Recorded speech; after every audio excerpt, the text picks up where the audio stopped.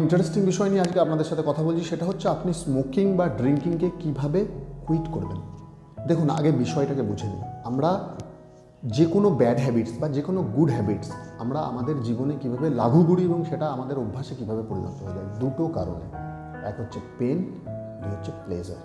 মানে আমরা যাই করি না কেন, to avoid pain or to gain pleasure, আমরা হয় পেনকে অ্যাভয়েড করার জন্য করি আর নয়তো আনন্দ পাওয়ার জন্য করি।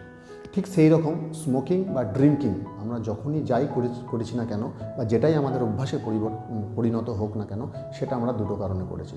হয়তো কোনো পেনকে অ্যাভয়েড করার জন্য করেছি কিংবা সেখান থেকে আনন্দ পাওয়ার জন্য করেছি। এইবার সেটা আমাদের অভ্যাসে পরিণত হয়ে গেছে, আমাদের নিউরাল পাথওয়েতে প্রিন্ট হয়ে গেছে। আমরা এখন সেই অভ্যাসটাকে ছাড়তে চাইছি বাট পারছি না। সেটা কিভাবে করা যায়, তার আগে ছোট্ট করে বলে রাখি যে এর জন্য কিন্তু আমাদের সমাজও দায়ী। সেটা হচ্ছে আমরা বিভিন্ন ধরনের কথা শুনি, সেটা হচ্ছে